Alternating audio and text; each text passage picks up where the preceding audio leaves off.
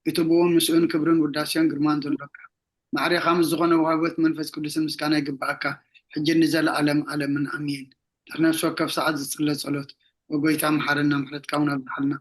وابنو شوكف ساعات انجزين بسماينا مدرين خبر السجر الكاكروس سمنا أملخنا عنا ويت قسم زحمراتن سنيات ملاخ روحن نتمانا زقدامهم حتى تنيات التمحر حتى من الساعات من يسبي وقت كنبرم برموت زي تدلي متصبيهم دلت تسفى سمايات كرهبو كل ما بدنا تتقدم وقويتا بزا ساعات زي أنا كل ساعات نبانا نتقبل وتناك أنا علنا زادات كان قبر مرحنا نفسنا قدس سقانا حساباتنا ننصح تمنيتنا ونسمر ما منا فوس حتياتنا حدا قلنا كاب كل خوف عزنا سكات برد عنا كلنا نكون قبو قدس عن ملاك تحلونا نابو هدات ابنت كان من رحمتي نابت زي مرمارن زي وسن فتاتك عم بس حد لنا السخان زي العالم برخوخ أمين وقويتا بقعات ورنا مسقانا كم زلنا هنصلب سمايات نبر ربنا سمكاي قدس مقصات مسا فاركام تاب سمايكم دمام دريكم علات ما قبنا لما حبنا احنا نزودلنا بدلهم كم تحدقنا له بدلنا نأوسانا دقنا وكفاد احنا نمبر فتنا يتأتونا نقسن حيلين كبر نزل علمنا تكاين مع أمين وزت يا مريم بنا قدس قبريم ملا سلام تا سلام لك له فلنا غد انقلي خبس قاخون دنقلي أدي جابير سواء قويتا سراوي سلام لك له السغيكا وأنا سبرختي خبرة كرسكم برخي وملتصقا جابير مساقي وفست دس والكي حتياتنا سريلنا نفت ودخي يسوس كريستوس ما انتانا محرات لمن لنا أمين كبرنا مسقانا أملاخ يخون جابير قبولك جابير اسمعنا ترفق زينا دما أملاخ بارك لنا آمين نزنبرنا ጊዜ ስሙ እግዚአብሔር አምላኽ ዝኸበረ ዝተመስገነን ይኹን ኣብ ዝሓለፈ ከም ዝረኣናዮ ቀዳማይ መልእኽቲ ጴጥሮስ ርኢና ብድሕሪ ናይ ዝሓለፈ ትምህርትና እውን ጽማቕ ነይሩ ናይ ምዕራፍ 1 ናይ ቀዳማይ መልእኽቲ ጴጥሮስ ካብ ምዕራፍ 1 ጀሚሩ ክሳብ ምዕራፍ 5 ሕጂ ከዓ ካልኣይ መልእኽቲ ጴጥሮስ ካብ ፍቕዲ 1 ክሳብ 21 ቁፅሪ ኣለዋ ኣብ ክልተ ከፊልና ከነንብባ ካብ ሓንቲ ካብ ቁፅሪ 1 ክሳብ 11 ካልኣይ ካብ 12 ክሳብ 21 ዲያቆን ሳሙኤል ካብ ቁፅሪ 1 ክሳብ 11 ከተንብበልና ማማ ፍሮይንካ ካብ 12 ክሳብ 21 ከተንብበልና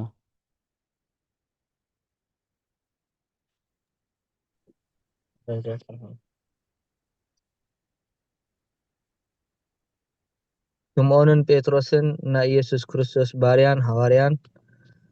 ካብቶም ማዕረታናትና ዝኽብረታ እምነት ብጽድቂ ኣምላኽናን መድሓኒናን ኢየሱስ ክርስቶስ እተመቕሉ ብፍልጠት ኣምላኽናን ጎይታናን ኢየሱስ ክርስቶስ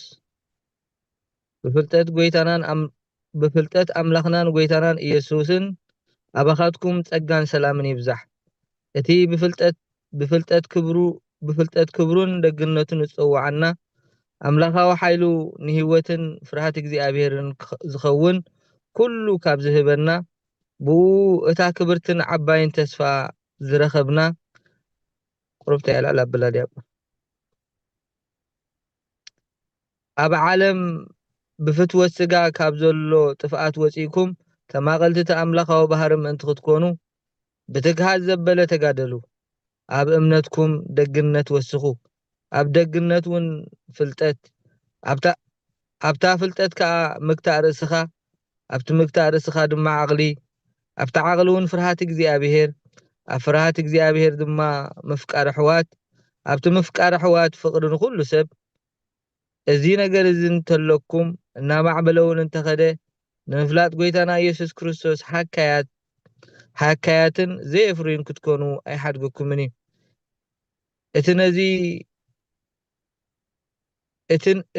እቲ እዚ ነገር እዚ ዘይብሉስ ካብቲ ናይ ቀደም ሓጢኣቱ ምፅራይ ዝረስዐ ዕውር ነቲ ኣብ ቀረባ ዘሎ ጥራይ ዝርኢ እዩ ስለዚ ኣቱም ኣሕዋትና ንፅዋዓኹምን ምሕራይኩምን ከተጽንዕዎ ኣዝኹም ተጋደሉ እዚ እንተገበርኩምሲ ከቶ ኣይከተንደልህፁን ኢኹም ከምኡውን ናይቲ ናይ ጎይታናን መድሓኒናን ኢየሱስ ክርስቶስ ዘለዓለማዊ መንግስቲ ምእታው ብምልኣት ክወሃበኩም እዩ ስለዚ ምንም እኳ እንተፈለጥኩምዎ اوكي هلا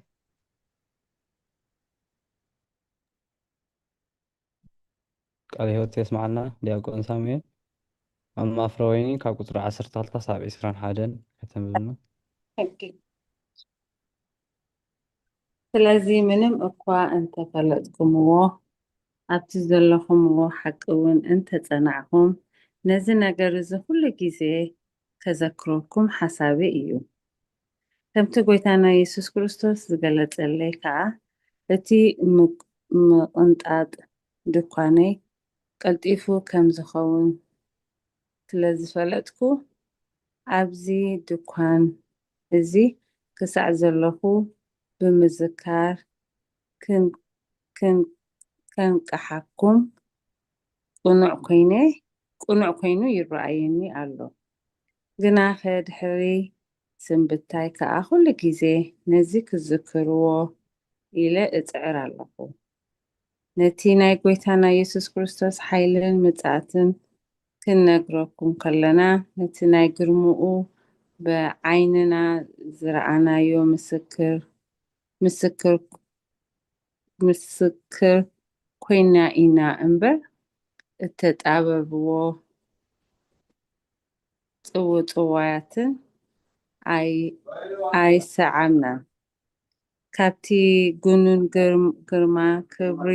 ብእኡ ዝሰመርኩም ፍቁር ወደይ እዚ እዩ ዝብል ድምፂ ምስ መፀ ንሱ ካብ እግዚኣብሔር ኣቦና ክብርን ግርማን ተቐበለ። ኣብቲ ቅዱስ ከረንን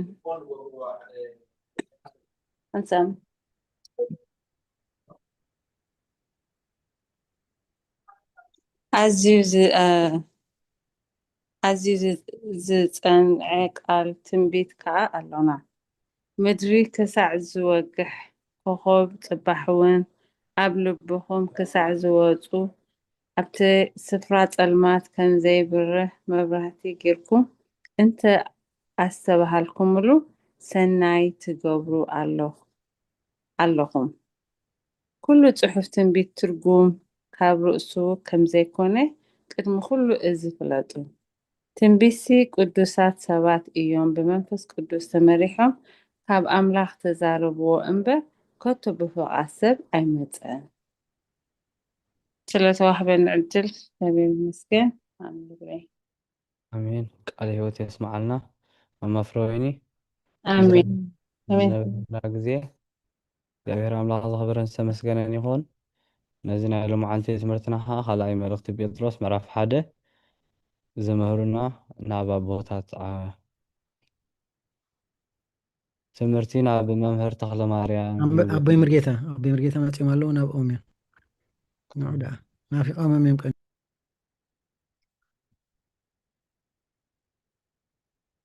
ከመይ ውዒልኩም ህዝቢ እግዚኣብሔር መምህራይ ተኸታተልክዎን ሕጂ ኣትኹም ዝፈልጡኒ ናባኸሚ እግዚኣብሔር ይግለፀልኩም ክብሪ ይሃበለይ። ጌታ ሰዲድ ኣለኹ ሸርክ ገብረ ኣብዚኣ ንዑዳ እንታይ ሽማ ያበልኮን ብሓቂ ብዘይ ከልዓለም ንዓኹም ኢለ ይኮንኩን ኣይ ተኸታተልክዎን ክብሪ ንኣምላኽ ይኹን እግዚኣብሔር ግለፀልኩም። ብምርጌታ እዚኣ ከም ኣደይ ኮና ተሰሚዕና ነርና ሃራ ይበል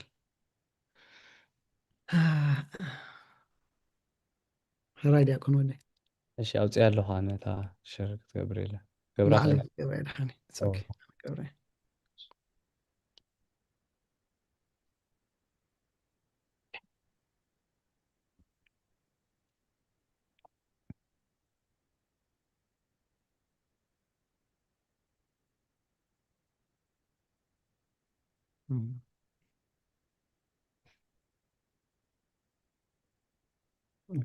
ይረአ ኣሎ ዶ? እወ ይረአይ ኣሎ።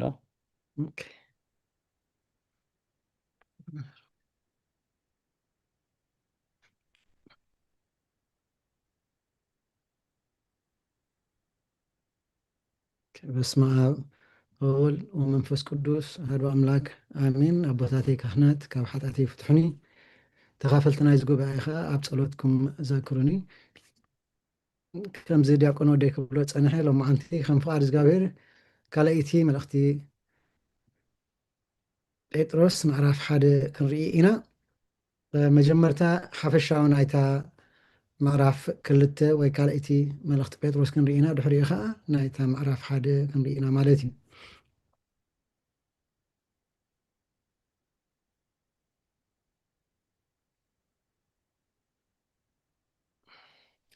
ካልኣይቲ ጴጥሮስ መልእኽቲ ብዛዕባ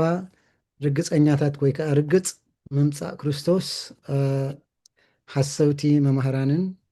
ትገልፅ ማለት እዩ ሓፈሻዊ ትሕዝቶ ካልኣይቲ መልእኽቲ ጴጥሮስ ብዝያዳ ንክርስቲያን ብፍላይ ነቶም ብናይ ሓሶት መምሃራን ዝፍተኑ ዝነበሩ ዘርኢ ዘይብሉ መንገዲ ትምህርቲ ንምሃብ ተፃሒፋ ሃዋርያ ቅዱስ ጴጥሮስ ሞቱ ስለ ዝቐረበ ነቲ ብዓይኑ ዝረኣዮ ሃዋርያዊ ምስክርነት ፍላይ ድማ ነቲ ብርሃን ትንሳኤኡ ወይ ትራንስፊግሬሽን ንብሎ ብምጥቃስ እምነትና ብሓቂ ዝተመስረተ ምዃኑ የረጋግፅ ሓሰውቲ መምሃራን ብናይ ምምፃእ ክርስቶስ ዘይርግፀኛታት ናይ ሓጢኣት ምፍቃድ ይምህሩ ስለ ዝነበሩ ሃዋርያ ቅዱስ ጴጥሮስ ብትሪ ቃለሶም ምክንያቱ ምፅኣት ጎይታስ የለን ይብሉ ስለ ዝነበሩ ማለት እዩ ንሱ ንዓይነታት ፍርድን ናይ ጥፍኣት መገዲ እዞም ሓሰውቲ መምሃራንን እዚኣቶምን ብምቅላስ እግዚኣብሔር ነቶም ፃድቃን ከመይ ገይሩ ከም ዘድሕኖም ምጥቃስ ኖህን ሎጥን እንዳረኣየ ማለት እዩ ይገልፀልና እቲ እግዚኣብሔር ንምምፃእ ክርስቶስ ዘንብሮ ዘሎ ምድንጓይ ብምሕረትን ንስሓን ብምቅራብ ምዃኑ ድሕሪ ምግላፅ እቲ ፍፃሜ ግና ምስ ሰራቂ ብምዃን ብርገፅ ከመፅእ ምዃኑ የረጋግፀና ክመፅእ ከሎሲ ክንፈልጦ ኣይንኽእል ኢና ስለዚ ኩሉ ግዜ ተዳሊና ክንፀንሕ ኣለና ንምባል ማለት እዩ ካልኣይቲ መልእኽቲ ጴጥሮስ ብምዕዶን ሰላምን ፀሎትን ቅድስናን ይዛዝማ ንምእመናን ድማ ሓድሽ ሰማያዊን ወይ ከዓ ሓድሽ ሰማይን ሓድሽ ሂወትን ሓድሽ ምድርን ከም ዝፅበዩ ይምህረና ትፅቢትና ከዓ ናብቲ ሰማያዊ ምዃኑ እዩ ዝገልፀልና ማለት እዩ ኣብታ ምዕራፍ 1 ናይ ሓቀኛ እምነት መሰረትን ናይ ኣምላኽነት ዝወስድ መንገድን ምዕራፍ 1 ከም መእተዊ መልእኽቲ ኮይና ነቲ ሃዋርያ ቅዱስ ጴጥሮስ ኣብ ዝቕፅል ምዕራፋት ዘቕርቦ ነቐፈታት መጠንቀቕታትን ዝኸውን መንፈሳዊ መሰረት እያ ተንፅፍ ሃዋርያ ቅዱስ ጴጥሮስ ነዚ መልእኽቲ ብምምራሕ ሓቀኛ እምነትና ብፃዕሪ ኣይኮነን ዝርከብ የግዳስ ብቕንዕና ኣምላኽናን መድሓኒናን ኢየሱስ ክርስቶስ ዝተዋሃበ ምዃኑ የረጋግፅ እቲ ዝዓበየ ማእከላይ ነጥቢ ናይዚ ምዕራፍ እዚ እግዚኣብሔር ንዓና ተማቐልቲ ሰማያዊ ባህሪ ወይ ከዓ partakers of the divine nature theosis ንብሎ ክኸውን ይኽእል እዩ ንክኸውን ዝፅዋዓና ንክብሪ ተስፋናን ተስፋታት ከም ዝሃበና ምግላፅ እዩ እዚ ተዋሓዳዊ ትምህርቲ ናብ ኣምላኽነት ንምዕባይ ድማ ጴጥሮስ ወይ ሃዋርያ ጴጥሮስ ካብ እምነት ክሳብ ፍቕሪ ዝዓርግ ሓፂርን ርትዓውን ዝርዝር ናይ መንፈሳዊ ባህሪ ወይ ከዓ ተጋድሎ ይዝርዝረልና እዚ መስርሕ እዚ ናይ ግድን ክሳብ መጨረሻ ምፅናዕ ከም ዝሓትት ድሕሪ ምግላፅ ነቲ ትምህርቱ ብዘይፍታሕ ርግፀኛ ምስክርነት ብርሃን ትስብእቲ ወይ ከዓ ትራንስፊግሬሽን again ከምኡውን ብሓይሊ መንፈስ ቅዱስ ዝተነግረ ቃል ትንቢት ይድምድሞ ስለዚ ምዕራፍ 1 ክርስቲያን ካብቲ ዘይፍታሕ ፀጋ ዝረኽቦ ምድሓን ተበጊሱ ንመንገዲ ተጋድሎ ከዓ ናብ ሙሉእ መንፈሳዊ ብስለት ከም ዝዓርግ ዝሕብር መምርሒ እዩ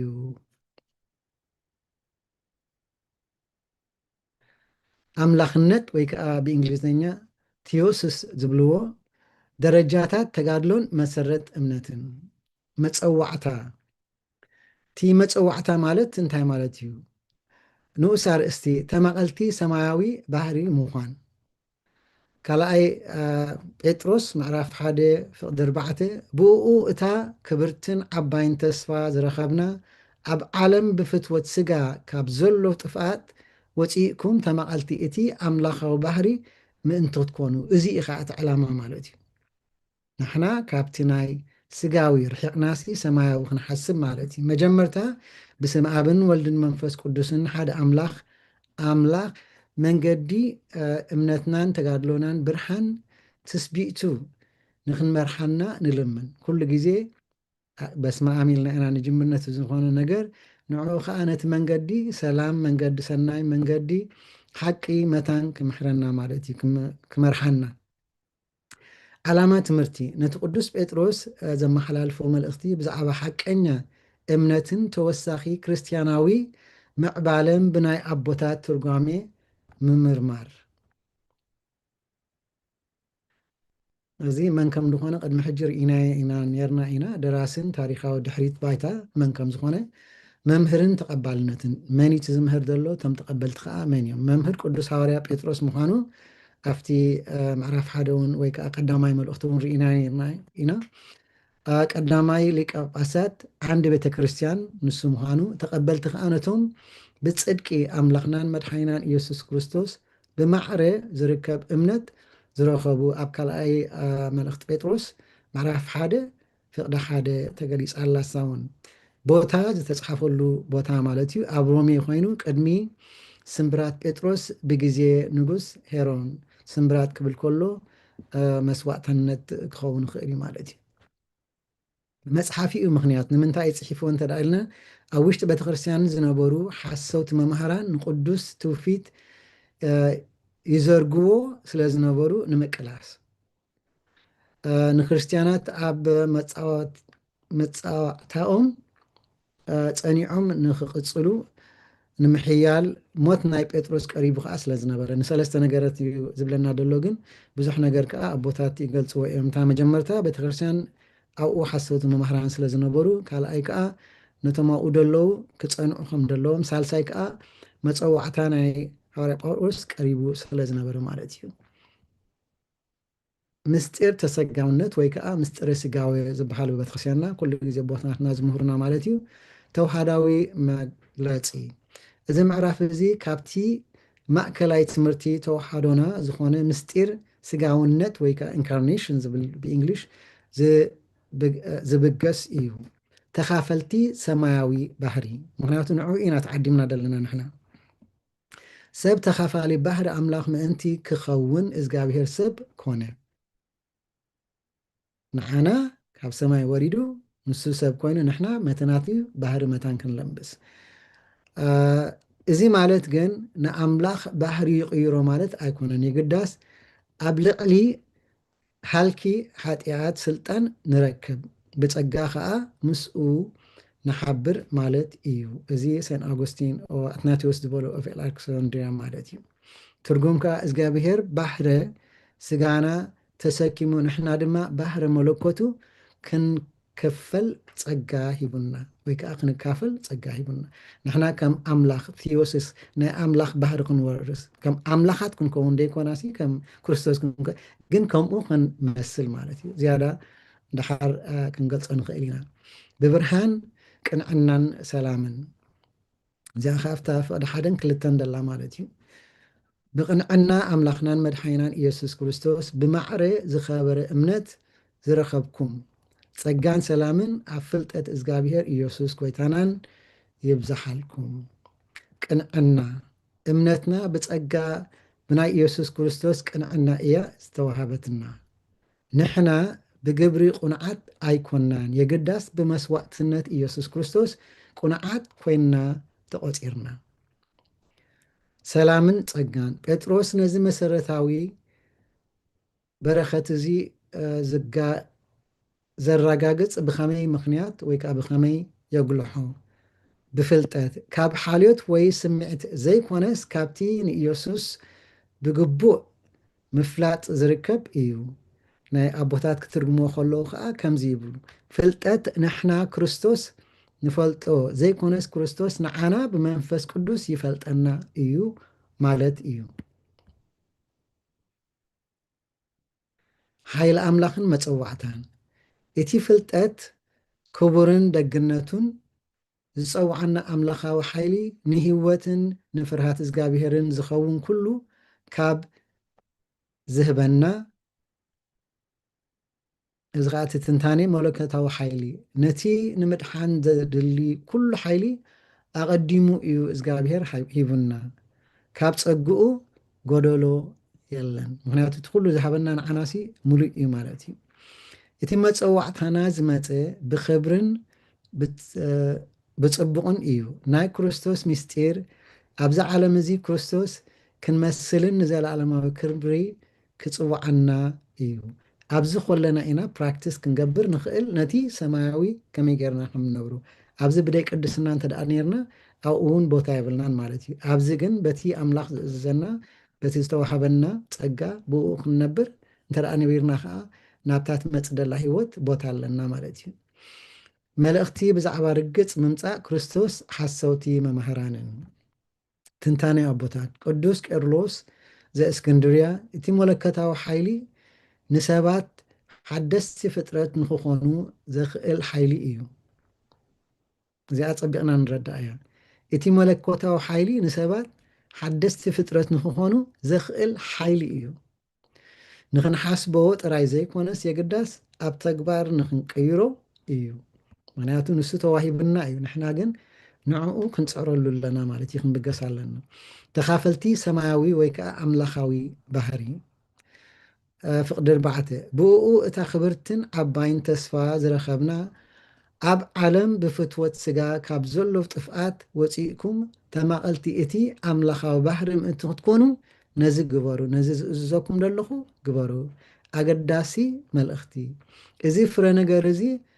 ምዕራፍ እዚ እዩ ኣምላኽነት እዚ መሰረታዊ ትምህርቲ ኦርቶዶክሳዊ ተዋህዶ እዩ ኣምላኽና ናትና ንክኸውን ዝገበሮ ዘይቅየር ባህሪ ኣይኮነን የግዳስ ናይ ባህሪ ጽድቂ ኣምላኽ ብጸጋ ንዓና ምክፋል ማለት እዩ ሓራ ምዃን እቲ ዕላማ ንሓጢኣትን ጥፍኣትን ዓለም ምድምሳስ እዩ ሓጢኣት ንስጋናን ነፍስናን ይበልዕ ጸጋ ግና ንዘለኣለማዊ ህይወት ያዕጥቐና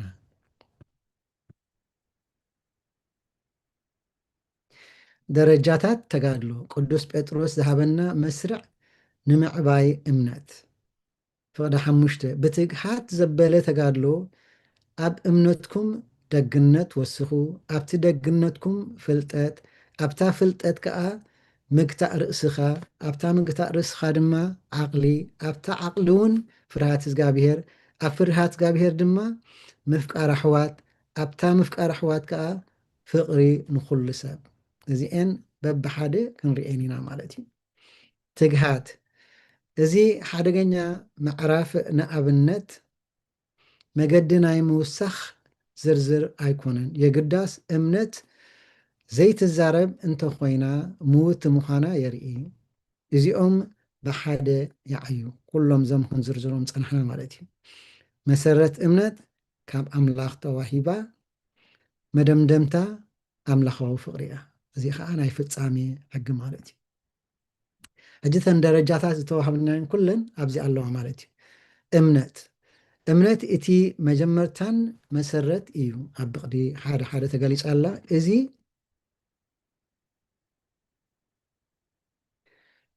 ኣብቲ ብደም ክርስቶስ ዝተረኸበ መድሓንን ኣብ መብፃዕታትን ኣምላኽን ዘሎና ሙሉእ ምትእምማንን ርግፀኝነት እዩ ሃዋርያ ቅዱስ ጴጥሮስ እንታይ ይብል እምነት በይና ክኢላ ክትከይድ ኣይግብኣን እምነት ብተግባራዊ ባህርያት ክዓቢ ኣለዎ እምነት ከም እምኒ መሰረት እያ ክንሰርሓ የድልየና እምነት ጥራሕ ኣላትን ኢልካ ብደይ ስራሕ ተደኣ ኮይኑ ኮንቲ እዩ ማለት እዩ ደግነት መንፈሳዊ ዓቕሚ እዚ ቃል ኣብ ግሪክ ተባሂሉ ይፅዋዕ ኣረት ተባሂሉ ይፅዋዕ ትርጉሙ ድማ ፅቡቕ ተግባራዊ ዓቕምን ስነ ምግባራዊ ልህቅነትን ማለት እዩ እምነትና ኣብ ግብራዊ ህይወት ሓቀኛ ፅቡቕነትን ክትሰርሕ የድሊ ርከብ ብመንፈስ ሓድሽ ምዃን ጥራይ ዘይኮነስ ነቲ ሓድሽ ባህሪ ብቕንዕና ኣብ መዓልታዊ ተግባርና ምግላፅ ማለት እዩ ሕጂ ክልቲአን ብሓንሳእ ድኸና እምነት ክህልወካ ኣለዎ ድሕሪኡ ከዓኒ ደግነት ክህልወካ ኣለዎ ድሕሪኡ ከዓ ፍልጠት ክህልወካ ኣለዎ እዩ ዝኸይድ ኣሎ ትርጉም ናይ ፍልጠት እዚ ካብ ዓለማዊ ፍልጠት ዝተፈለየ ብዛዕባ ኣምላኽን መንገዱን ዘሎ መንፈሳዊ ምስትውዓል እዩ ብፍላይ ኣብዚ ምዕራፍ ብዛዕባ ጎይታና ኢየሱስ ክርስቶስ ዘሎ ሙሉእ ፍልጠት እዩ ርክብ ብደግነት ክንነብር ከለና ንስነ ምግባራዊ ህይወትና ዝመርሕ ካብ ሓሶት ትምህርቲ ዝከላኸል መንፈሳዊ ምንቕቓሕ ክህልወና ይግባእ እንተ ደኣ ፍልጠት ዘይብልና ምስ ዝጎተተና ሰብ ተጎቲትና ክንከይድ ንኽእል ኢና ማለት እዩ ርእስኻ ምግታእ ንነፍስና ንስምዒታትናን ስጋዊ ድሌትናን ምምራሕ ማለት እዩ ካብኡ ክንእለ ከም ዘለና እዩ ዝምህረና ዘሎ እቲ ንፈልጦ ሓቂ ኣብ ውሽጢ ህይወትና ፀኒዑ ክመላለስ ንኣካላዊ ድሌትና እውን ንሓድሕድ ግዜ ማለት እዩ ንሓይልታት ነፍስና ብመንፈስ ምምራሕ የድልየና ይኣክል እዚ ክገብር የብለይን ወይ ከዓ እዚ ኣይግባኣንን እዩ ከምዚ ክገብር ኢልናሲ ነቲ ስጋዊ ስምዒናስ ክንገትኦ ይግባኣና ማለት እዩ ርክብ ፍልጠት ብዘይ ምግታእ ርእስኻ እተተረኪቡ ርእሲ ንዝኸውን እምበር ንልብን ግብርን ዘይዕጥቕ ምዃኑ ይገልጽ ሓደ ሰብ ጽቡቕ ክገብር ከም ዘለዎ ይፈልጥ ግን ሓይሊ ምግባሩ እንተዘየለልዩ እቲ ፍልጠት ሓካይ ይኸውን ክደግማ እዚኣ ሓደ ሰብ ጽቡቕ ክገብር ከም ዘለዎ ይፈልጥ ግን ሓይሊ ምግባሩ እንተዘየለልዩ እቲ ፍልጠት ሓካይ ይኸውን ፈሊጡ ከሎሲ ዋላ ሓንቲ ዘይሰርሕ ይኸውን ማለት እዩ እዚአን ተን ካብ ፍቕዲ 5 ክሳብ 7 ዘለዋን ማለት እዩ እዚ ሰንሰለት እዚ ሓደ ዘይፍታሕ ሓድነት የመልክት እምነት መሰረት እያ ደግነት ፍልጠት ከዓ ነቲ መሰረት የደልድሎ ምግታእ ርእስኻ ዓቕልን ኣብቲ ፈተናታት ፀኒዕካ ንምቕፃል ይኽእል ፍርሃት እግዚኣብሔር ነቲ ፅንዓት ናብ ኣምላኽ ይመልሶ ምፍቃር ኣሕዋትን ፍቅርን ድማ እቲ ናይ መወዳእታ ፍረ እዩ ንዕቤትና ብውሽጥን ብደገን የረጋግፅ እቶም ኣብዚ ሰንሰለት በትግሃት ዝዓረጉ ሃካያት ወይ ከዓ ዘየፍርዩ ኣይኮኑን ግን ንምፍላጥ ክርስቶስ ብፍጹም ንምርካብ ዝበቅዕ ይኸውን ማለት እዩ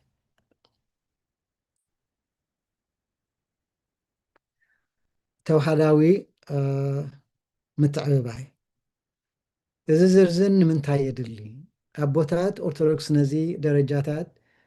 ነዚ ከም ናብ ኣምላኽ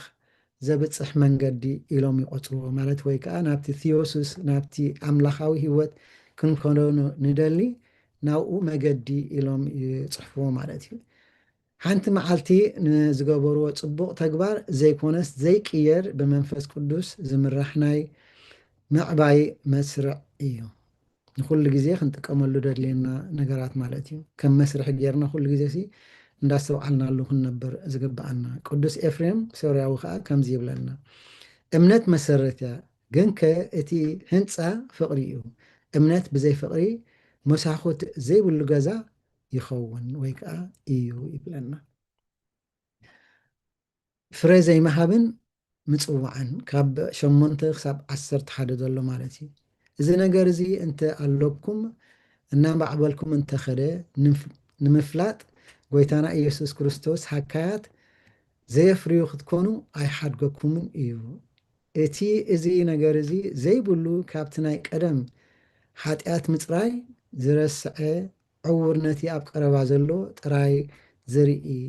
እዩ ትንታነ ትንሱላት ገብረና ማለት እዩ ወይ ከዓ ስንኩላት ዘይረብሑ እቲ ኣብ ላዕሊ ዝተጠቕሰ ባህርያት ኣብ ሂወትና ፍረ እንተዘይሃበ ናይ ክርስቶስ ፍልጠትና ስንኩል ኮይኑ ይተርፍ ልክዕ ከምዚ ነቲ 100 ወይ ከዓ ወዲ 38 ዓመት ኣብ ዓራቱ ተደኒሱ ዝነበረሲ ክልተ ነገር ጎዲልዎ ነይሩ ይብሉ ቦታት እሱ ከዓ ፍቅሪ ሰብን ፍቅሪ ኣምላኽን ስለዘይነበሮ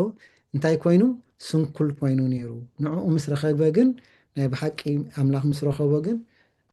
ስንኩል ኣይኮነን ብእግሩ ዓራት ልዒሉ ክኸይድ ክኢሉ ማለት እዩ እዚ ከዓ ነቲ ኣምላኽ ዝብለና ደሎ እንተደኣ ነዚ ፍረዚ እንተደኣ ደይብልና ኮይንና ንሕና ከዓ ስንኩላት ንኸውን ኣለና ማለት እዩ ዕውር መንፈሳዊ ዕሮት ማለት ንፀጋ ኣምላኽ ብምፍራስ ዘይኮነስ ብምርሳዕ እዩ ብምፍራስ ዘይኮነስ ብምርሳዕ እንተደኣ እዚ ተዋህበና ንርሳዕ ኮይንና ናይ ብሓቂ ዓብርና ኣለና ማለት እዩ ካብቲ ቀዳማዊ ንፅህናኡ ተረስዐ ነቲ ብጥምቀት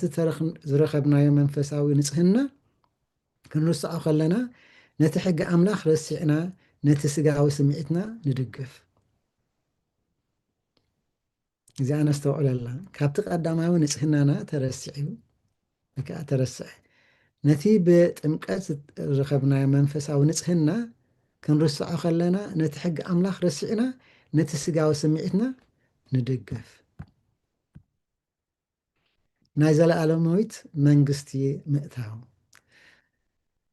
ፍቅዲ 10 ክላብ 11 ስለዚ ኣቱም ኣሕዋትና ንፅዋዓትኩምን ምሕራይኩምን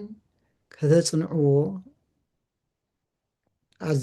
ኣዝኹም ተጋደሉ እዚ እንተገበርኩምሲ ከቶ ኣይከንተደልሁፅን ኢኹም ከምኡ እውን ናይቲ ናይ ጎይታናን መድሓኒናን ኢየሱስ ክርስቶስ ዘለኣለማዊ መንግስቲ ምእታው ብምልኣት ክወሃበኩም እዩ ኣገዳሲ መልእኽቲ መፀዋዕታ ምፅናዕ እቲ ሓደ ግዜ ዝተዋሃበና ፀጋ ኣብ ሂወትና ተጋድሎ ብቐፃሊ ክፀንዕ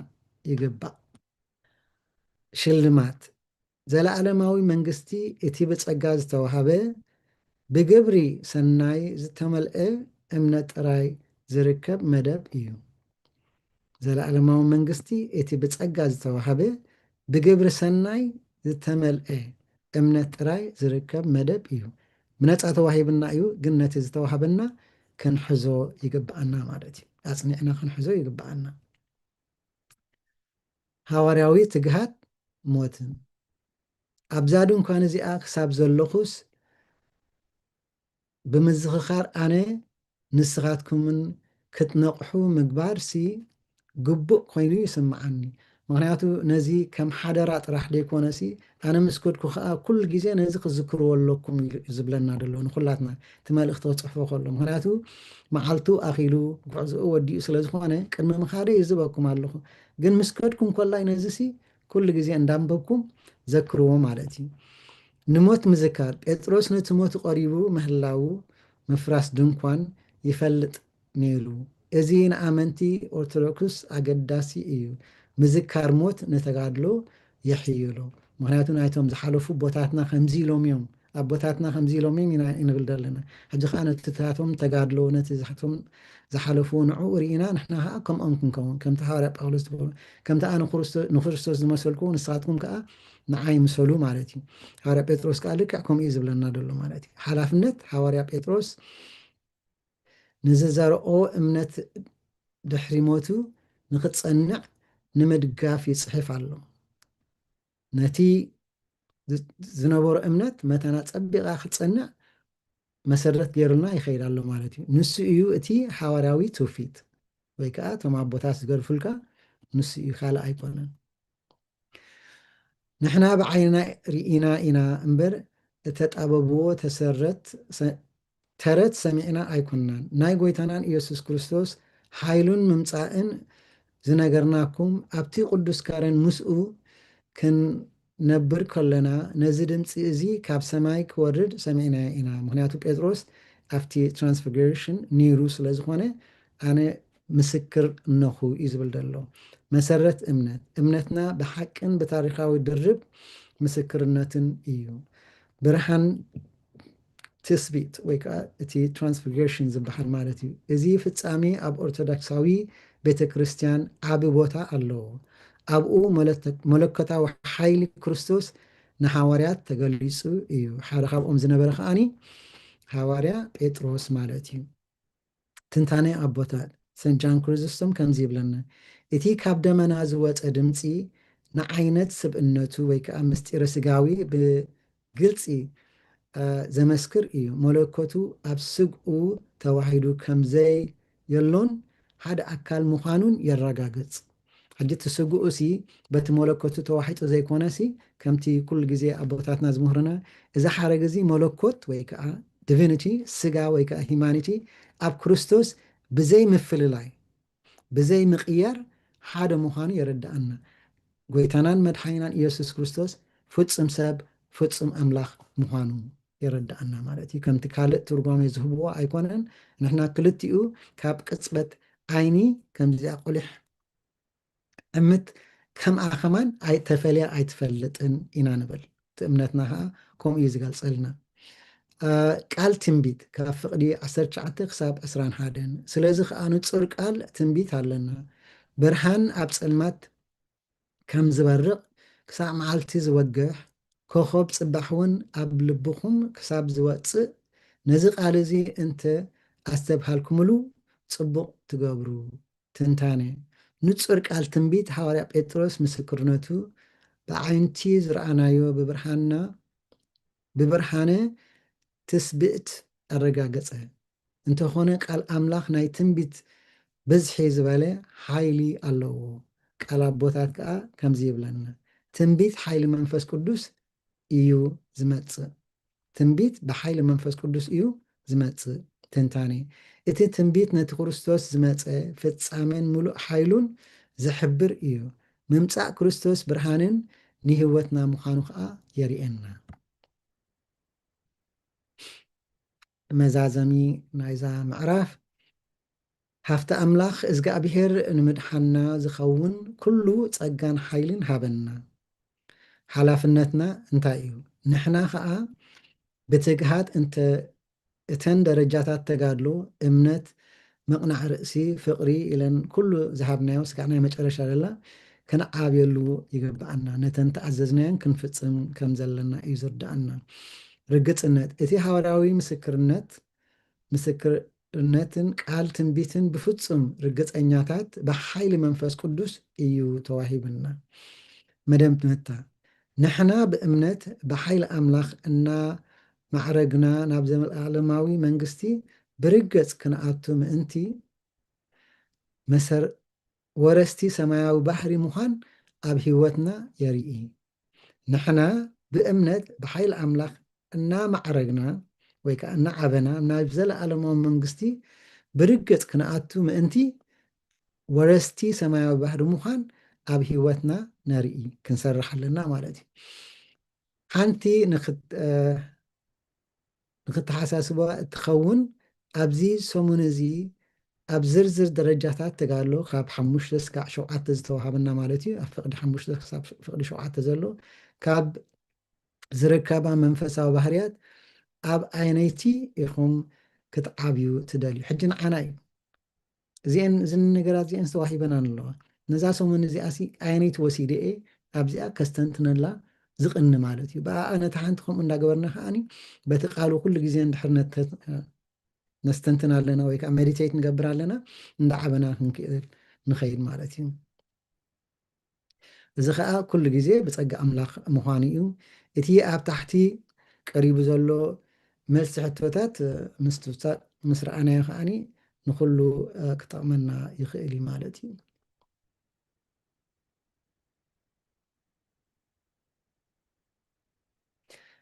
ክብርን ምስጋናን እግዚኣብሔር ይኹን።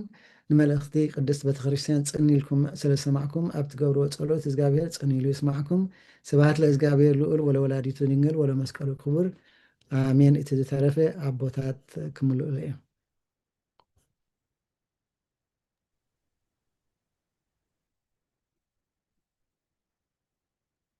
ቃለ ሕይወት የስማዓና ቦና መምህር ተኽሉ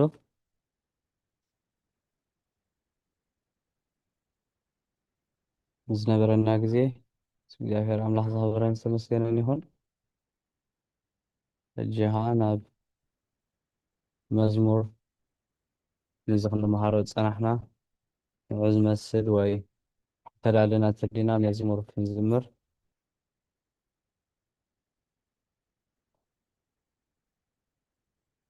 መበይ ድሕርኩም ዝኣተኹም እንተለኹም ካልኣይ መልእኽቲ ጴጥሮስ ምዕራፍ 1 እዩ ብመቦና መምህር ተኽሉ ክመሃር ፀኒሑ ካብ ፍቕዲ 1 ክሳብ 21 ክንመሃር ፀኒሕና ደንጊኹም ዝኣተኹም እንተለኹም እሺ መዝሙር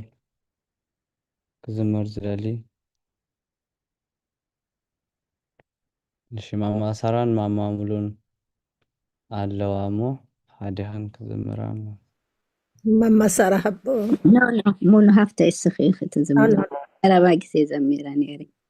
ያ ና ስኺ ክትዝምር ቴንክ አፌር ያቅኔል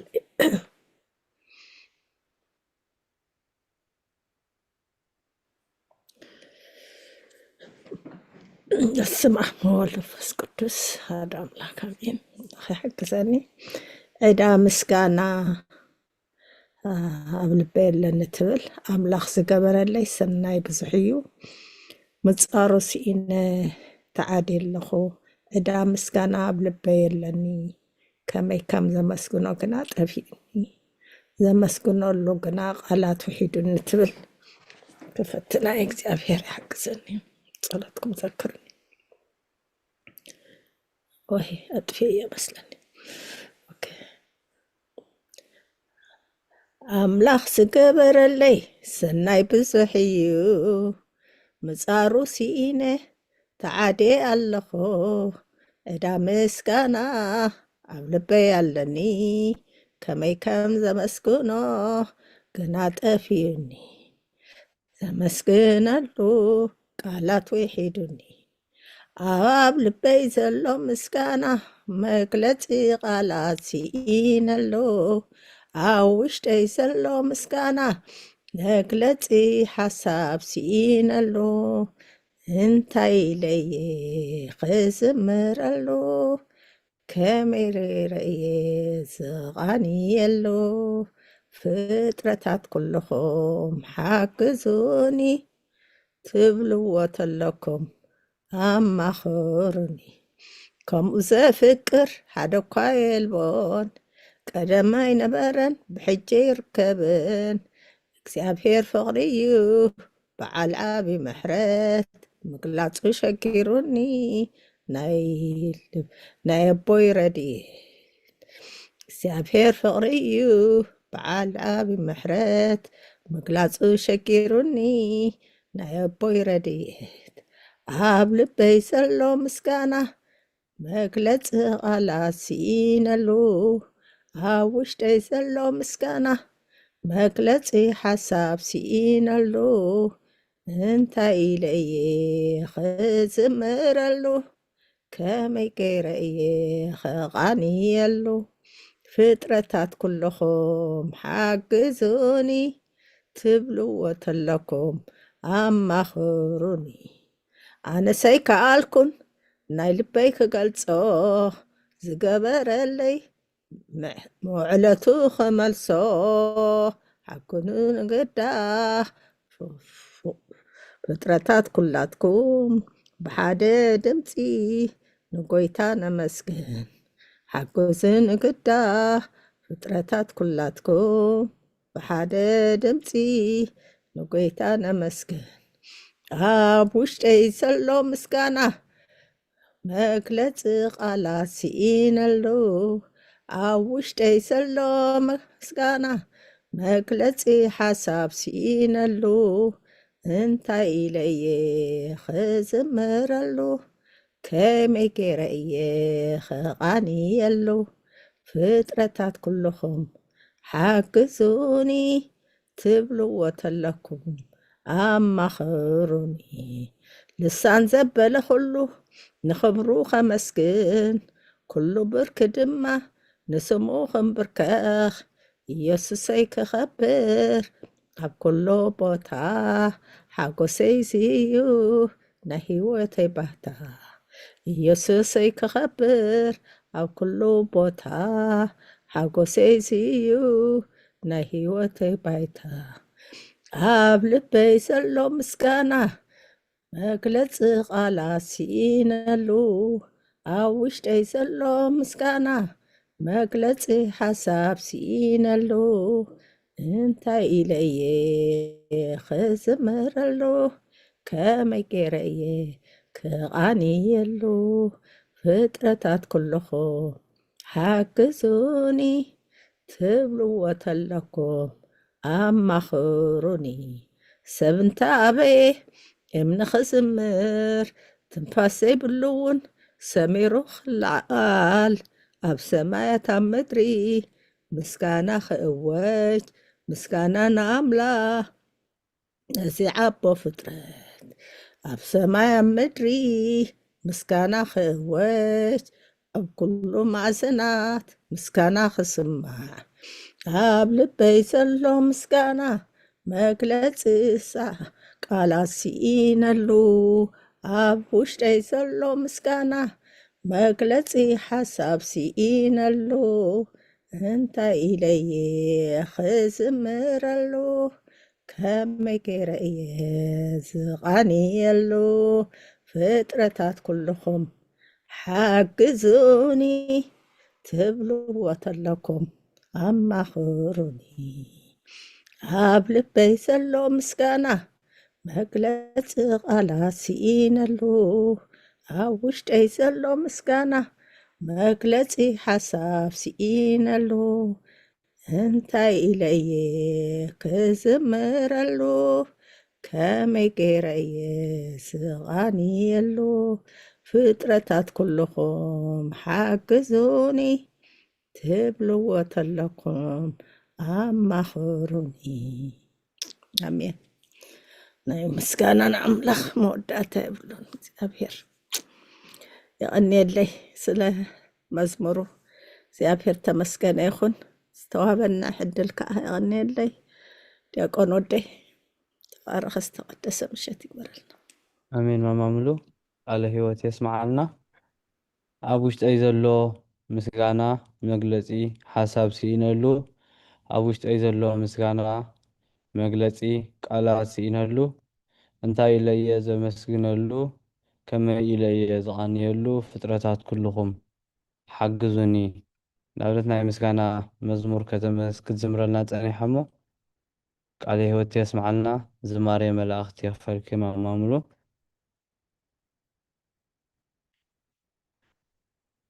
ነዚ መዝሙር እዚ ነዚ ክዝመረልና ፀንሐ መዝሙር ከዓ ብቃል ኣምላኽ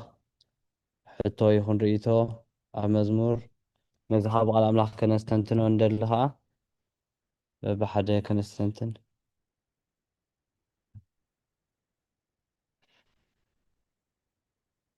ናብ ኣገልገልቲ እቲ ግዜ ክንጥቀመሉ ነዚ ዘለና ግዜ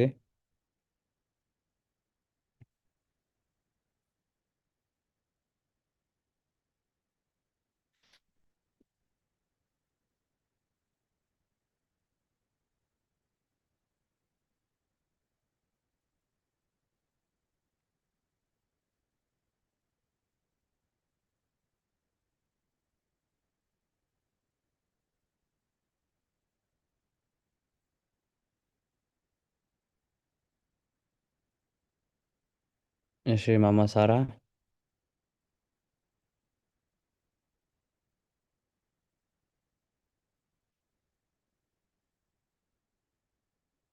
ኣይስማዕኒ ዘሎ ማማ ሳራ ኦኬ ሶሪ መዝሙረ ዳዊት 148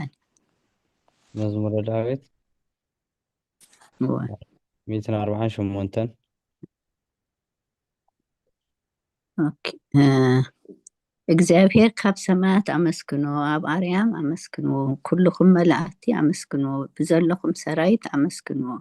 ኣትን ፀሃይን ወርህን ኣመስግኖ ኣቱም ብሩኻት ከዋክብቲ ኣመስግኖ ኣብቱም ናይ ሰማይ ሰማያትን ኣብ ልዕሊ ሰማያት ዘለኹም ማያትን ኣመስግኖ ንሱ ኣዚዙ ተፈጢሮም እሞ ንስም እግዚአብሔር የመስግኖ ንዘለዓለም ዓለም ኣቆሞም ዘይሓልፍ ሕጊ ከዓ ሃቦም እግዚአብሔር ካብ ምድሪ ኣመስግኖ ኣቱም ገበላትን ባሕርን ማዕሙቕን ኩልኩም ኣቱም ሃውን በረድን ኣሳይታን ግመን ቃሉ ተስልጥ ቦብላን ኣቱም ኣኽራንን ኮረቢትን ኩልኩም ፈረይቲ ኣዕዋምን ጽህድታትን ኩልኩም ኣራዊትን ኩላትኩም እንስሳን ለመም እትብሉን ነፈርቲ ኣዕዋፍን ነገስታት ምድርን ኩላትኩም ኣሕዛብን መሳፍንትን ኩላትኩም ፈረርቲ ምድርን ኣግባዝን ጎራዙትን ኣበይቲ ምስናእሽቱ ስሙ በይኑ ልዑል እዩ ግርምኡ ኣብ ልዕሊ ሰማያትን ምድርን እሞ ንስም እግዚአብሔር የመስግንዎ ንህዝቡ እውን ቀርኒ ኣልዓለ ስለዚ ኩሎም ቅዱሳኑ ደቂ እስራኤል ነቲ ዝቐርቦ ህዝቢ የመስግኑ ኣሎ። ሃሌሉያ። ነታ ኩልኩም ፍጡር ነመስግኖ ትብል ሓግዙኒ ነመስግኖ ትብል ተኸይድ ኮይና ተሰምዕት። ቃል ህይወት የስመዓልና ማማ ሳራ ኣሜን ፍጥረታት ኩልኩም ሓግዙኒ ትብል መዝሙር ዳዊት ምዕራፍ 148 ክትገልፀልና ፀኒሓ። ኣምላኽ ምግላፅ ይባርኽ ማማ ሳራ።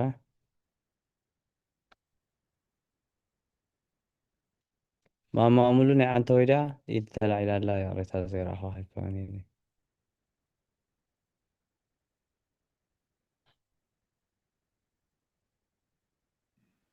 أنت وياكن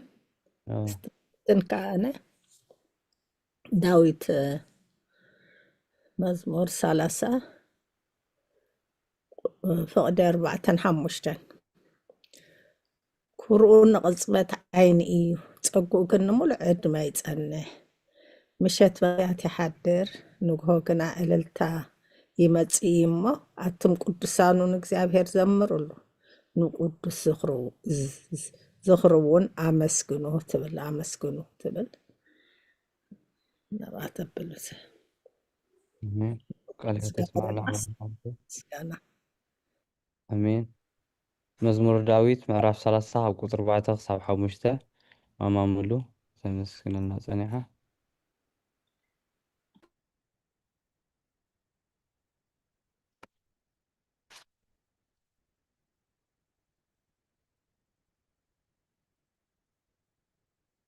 እሺ ነዘሎ ጊዜ ካንጠቀመሉ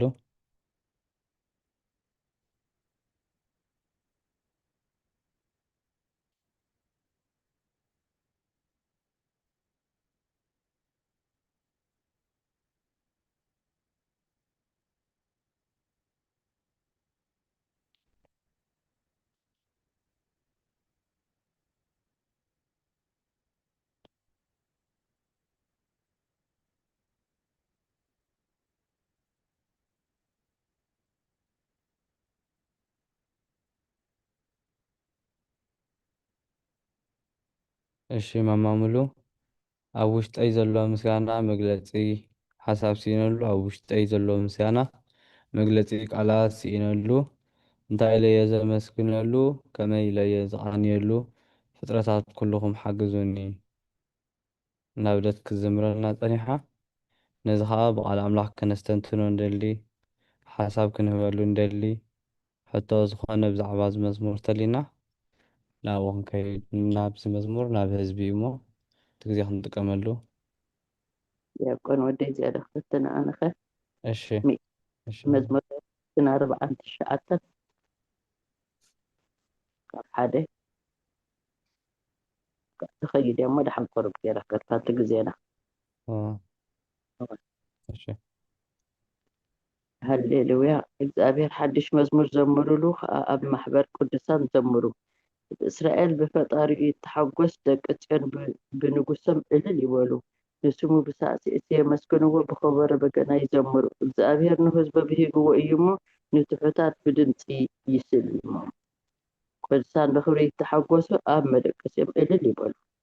ስጋች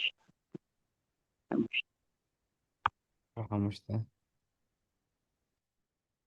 ومبري قال هو تسمعنا مزمور داويت مقراف 149 أو قطر حاده كساب حموشته قال هو تسمعنا مبري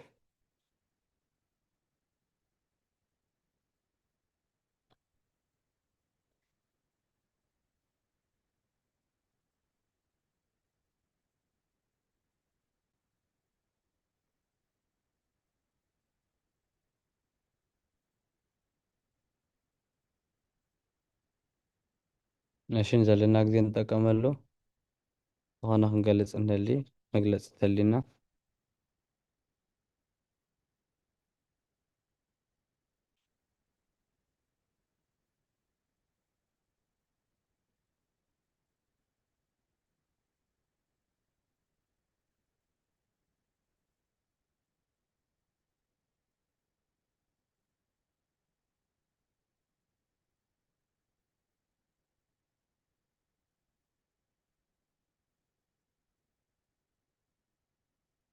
እሺ ነዚ መዝሙር ሓንቲ መግለፂ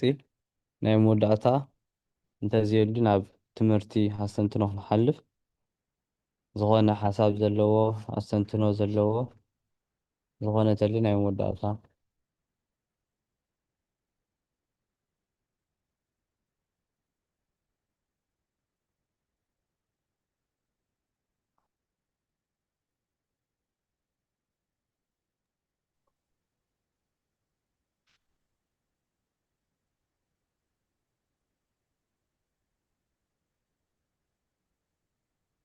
መዝሙር ዳዊት 27 ዲያቆን ወደ መዝሙር ዳዊት ምዕራፍ 27 4-5 እሺ መዝሙር ዳዊት ምዕራፍ 27 هو 4-5 4-5 እሺ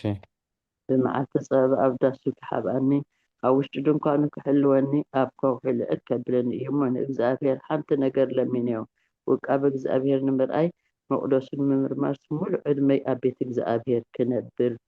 ديلي ألو عليه تسمعنا مما بري قداميتي مزمور داويت ምዕራፍ 149 ካብ 1-5 ሕጂ ሓሊት መዝሙር ዳዊት ምዕራፍ 27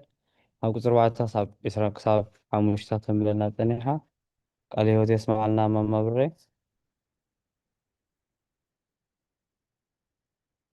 እሺ ዝነበረና ግዜ አምላክ እግዚአብሔር አምላክ ክብረ ዝተመስገነን ይሁን ሕጂ ኻና ኣስተንትኖ ናይ ትምህርቲ ብመምህር ተክሉ ዝተዋህበና ካልኣይ መልእክቲ ጴጥሮስ ምዕራፍ 1 ካብ ቁፅሪ 1 ክሳብ ቁፅሪ 21 ክግለፀልና ፀኒሑ እሞ ነዚ ኣብዚ ኣስተንትኖ ሕቶ ርእይቶ መጽሓፍ ቅዱስ መሰረት ናይ ቤተክርስትያን መሰረት ተልየን ዘለና ናብ ቦታት ሕቶ ኣስተንትኖ ናብ ጉባኤ ተለና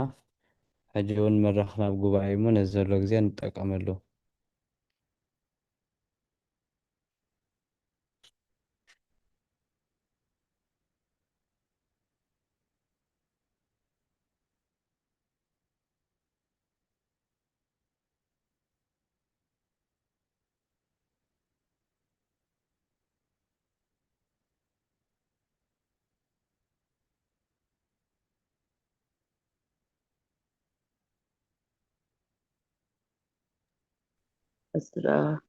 أسران بعد النخرية كان اسرع سودة حدا ايش أسران حدا اسرع حدا هو أسران حدا شي كل صحف تنبيت تلقوا كاب رأس خمزة يكوني إنه كله إذا فلت تنبيت كله جبت أمس خاب رأس خمزة يكوني تنبيت قدسان سبات أيام بمنفس قدس تماريهم كاب أملاح تزاروا أمبر كتب بفقاسب أيمت كل زدمت الناس تنبيتنا أملاح صراحة إمبر وحاسبنا نجيبنا ندلينا نجبر أيقونا كل بفلتنا أملاح زمت أي بقدسان سبات بمنفس قدس تماريهم بأملاح تلاقيهم زنقرونا كل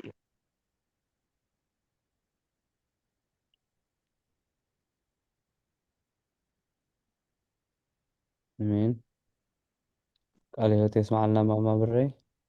على ملك بطرس معرف حدا قصر إسران حدا زعبات البيت كتكلم صنيحة قال هي تسمع لنا ماما بري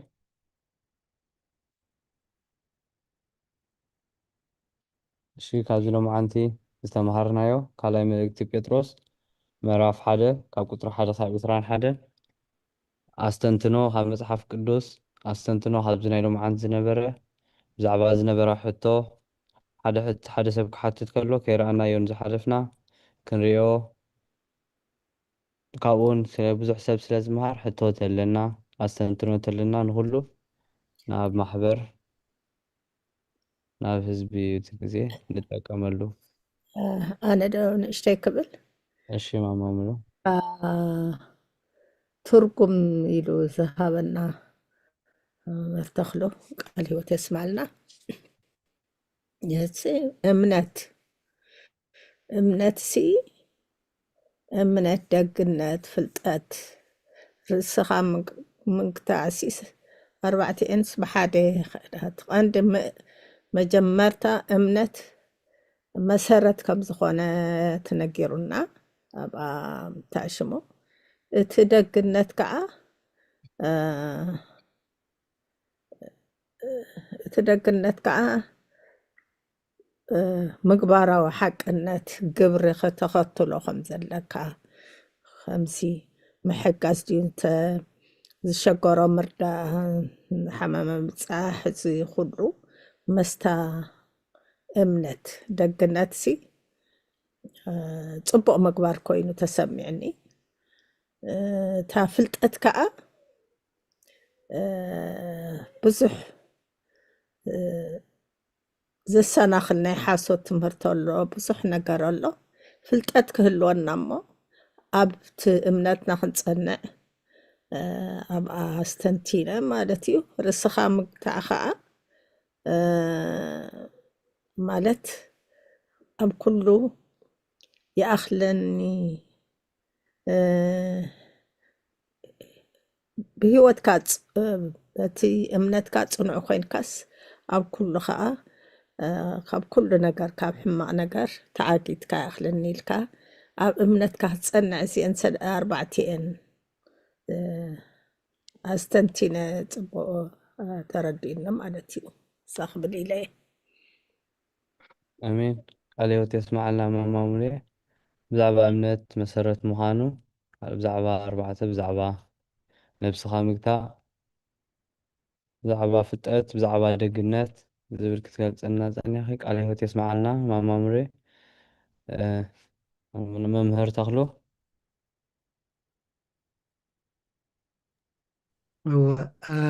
ኣብዛ መልእኽቲ ብላ ፀናሕሲ እታ ስላይድ ኣይዶኖ ከመይ ገይረ ሓሊፋ ተን ኣርባዕተ ግን እዚአንሲ ሰጊረየን ይመስለኒ እንደይ ዝገበርክዎንን ኣይመስለኒን ይረኣይኹም እንድሕር ኣለዋ እተን ናይ ቀዳሞት ዝነበረት እዘን መልእኽቲ ገልፀን ዝፀንሐት ነይር ኣነ ይረኣይ ኮነት ኣላ መስለኒ ምጆ ይረአ ኣሎ ኣይረኣይ ሓሙሽተ ሕጂ ይረአይ ኣሎ 5 6 7 8 ሓንቲ ወይሲ ከም ገሌላ ሰጊራተን ነይራ መስለኒ ሕጂ ነቶም ብፍላይቶም ኖት ዝወስዱ ወይ ከዓ ፒክቸር ገለ ዝወስዱ ሲ እዚኣተን ካብአን ስለ ዝኾና ምናልባት ገዲፍናየን ከይንኾን ብጌጋ እየ ከመይ ገይረ ሓሊፋ ኣይተረድአትንን ግን ዓቕሊ ፅንዓት እቲ ዝተረፈውን እቲ ግዜ መታን ክንዕቅብ ትርእይዎ ኣለኹም ፍርሃት እግዚኣብሔር ቅድስና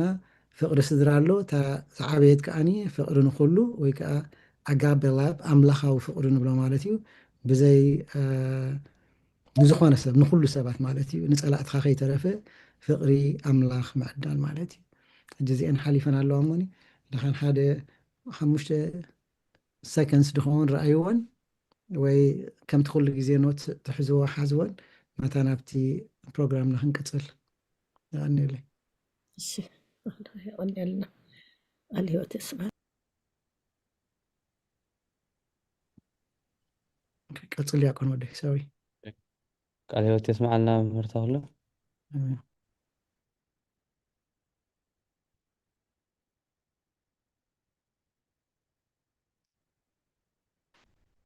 እሺ ነዚ ተሪፉ ዘሎ ግዜ ከዓ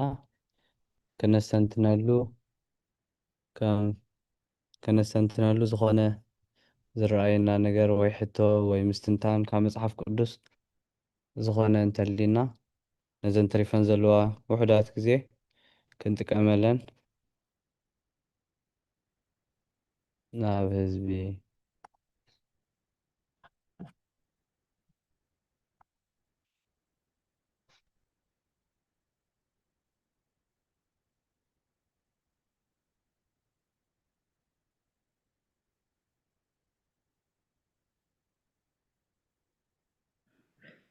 በታ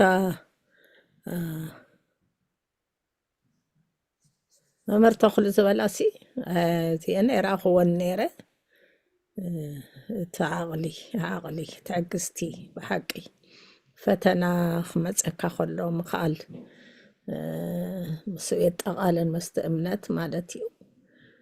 ፍርሓት እግዚኣብሔር ከዓ ናይ መጀመርያ ጥበብ እዩ ዝብለና ጎይ ኣምላኽሲ ፍርሓት እግዚኣብሔር ቅድስና እታ ቀንዲ ጥበብ ንኣምላኽ ንእግዚኣብሔር ምፍራሕ እዩ እታ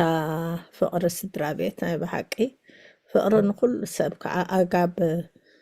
ትብል ብሓቂ ንኩሉ ተጠቃለላ ፍቅሪ እያ እሞኒ ፍቅሪ ድሕር ዘየላሲ ኩሉ ኮንቲ እዩ ስለዚ እግዚኣብሔር ፍቅሪ ኢየሱስ ፍቅሪ እዩ እሞ እቲ ምስቲ እምነት ኩላ እምነት ሒዝካ እታ ፍቅሪ ንኩለን ተጠቃልለን ኢለ እየ ዝሓስብ ኣብ ሓንጎለይ ዝመፀ በቲ መበርቲ ተኽሉ ዝበሎ ቃል ሂወት ተስማዕልና ሓሳበይ ክገልፅ ኢለ እየ ዲያቆን ወዲ አሜን። ቃል ሕይወት ይስማዓልና ማማ ሙሌ ምርታውልኩም ምግላፅ ኮይኑ ይብዛሓልኩም። እሺ ነዘን ተሪፈን ዘለዋ ግዜ እንጠቀመለን ናብ ቦታት ቅድሚ ምስጋርና ሕቶ ርእቶ ኣስተንትኖ እንተሊና 13 14 ተተውፃለ ያንስበል ሽማማብረ እልፍ ክብል መምህር ተኽሉ ብፅቡቅ እንዳገለፅዎ እንዲ ዝተውዓሉ ይሃበና ንዖም ከዓ ሓይሊ ይሃቦም አሜን ከዓ ኩሉ ብደቆም ብሓዳሮም ብኩሉ ይሕጉስቶም ከምቶም ኣቦታትና ዳሳ ጉዝና ዘሎ እግዚኣብሔር ይድግፎም ከምቲ ጎይታና የሱስ ክርስቶስ ዝገለፀለይ ከዓ እቲ ምቅንጣጥ ድንኳነይ ቀንጢፈ ከም ዝኸውን ስለ ዝፈለጥኩ ኣብዚ ድንኳን እዚ ክሳብ ዘለኹ ብምዝካርን ብምንቅቃሕን ቁኑዕ ኮይኑ ይረአየና ኣሎ። ጎይታና የሱስ ክርስቶስ ዝገለፆ ስሉ ንምቅንጣጡን ድንኳኑን ቀልጢፉ ከም ዝኸውን ስለ ዝፈለጥኩ ኣብዚ ድንኳን እዚ ከዓ ክሳብ ዘለኹ ብምዝካር ክነቅሕን ክቁኑዕ ኮይነ ይረአየና ኣሎ። እሱ ዝበሎ እቲ ዝደግምልና ደለዉ ከምዚስ ኩሉ ቁኑዕ እንድዩ ንሕና ከዓ ተቐባሊ ሂብና ከዓ ቁሩብ እንዳደጋገምና ዲና እንዳተመላለስና ዲና ሓይሊ ክህበና ሳላ ከምዚኣ ገይሮም ዝኽፍዑና ቁሩብ መንገድና ሒዝና ኣለና ክቕፅለልና ከዓ ንኣምላኸይ ይልምኖ ነመስግኖ ኣሜናት ስማዓኒ ወደይ አሜን አሜን። ቃል ሕይወት ይስማዓልና ማማ ብረይ ሬታ ቃል ሕይወት ይስማዓልና ማማ ብረይ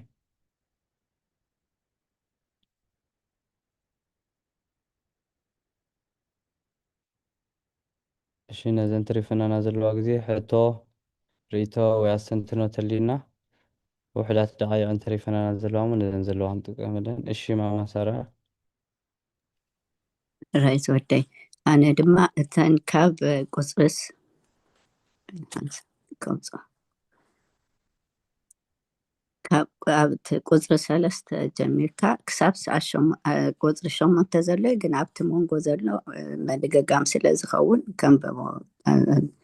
እቲ ብፍልጠትን ክብሩን ደግነቱን ዝፀዋዓና ኣምላኻዊ ሃይሉ ንሂወትን ንፍርሃት እግዚኣብሔር ዝኸውን ኩሉ ካብ ሃበና በዓሉ ይፀውየና በዓሉ ድማ ሂቡና እቲ በዓል ብኡታ ክብርትን ዓባይን ተስፋ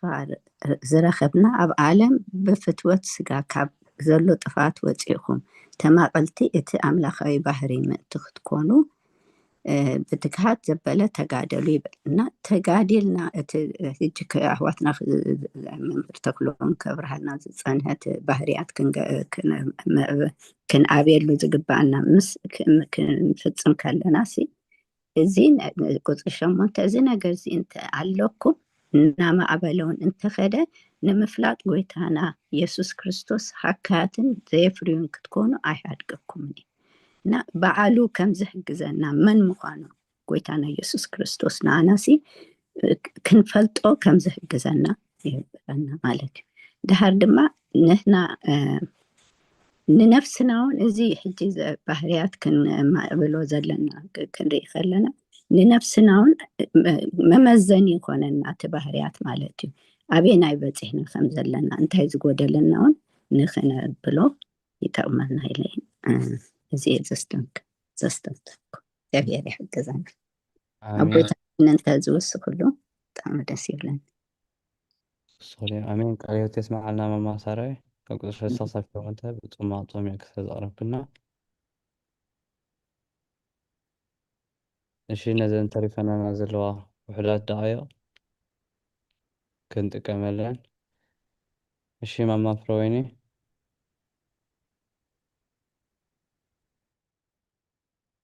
رأينا أنت استنتني أبزا قصر 4 سي ብኡ እታ ክብርቲ ዓባይ ተስፋ ዝረኸብና ኣብ ዓለም ፍትወት ስጋ ካብ ዘሎ ጥፍኣት ወፂኹም ተማቐልቲ ተኣምላኻዊ ባህርያት ምእንቲ ክትኮኑ ኢልና ማለት እዩ። ሕጂ ሲ ዓለም ከምደይ ትፈትወና ንግረና ኣሎ ማለት እዩ። ግና ተኻፈልቲ ናብ ባህርያት ናይ ኣምላኽ ክንከውን ከዓ ብዙሕ ቦታ እዩ ዝምህረና። ስለዚ እዚኣ እንታ ናይ መጨረሻ እውን ኣስተንቲነ እያ እታ ቁፅሪ 20 ኩሉ ሴት ተጻሕፈስ ኣምላኽ ዝነገሮም ብመንፈስ ቅዱስ እዩ ተጻሒፉ ኢልና ሓደ ሓደ ግዜ ክንፅሊ ከለና በቲ ንደልዮ ንዓና ዝኸውን ቃል ገንፂልና ንረክብ። እዚ እንታይ እዩ እቲ መንፈስ ከም ዝሰርሕ ዘሎ ይርድኣና ማለት እዩ። እና ኣምላኽና ብሩኽ ኣምላኽ እዩ ብሰርሑ ዘይቃገ መዕደናን ግስፀናን እዩ ዘሎ። ስለዚ ኩላህና ብምስትውዓል እዚ ኣዝያ ኣስተውዒለ እያ ማለት እዩ። ቴንክ ዩ ኣሜን። ቃለ ሕይወት የስምዐልና ማማ ፍሮወይኒ ኣምላኽ ምግላፁ የብዝሓልኪ።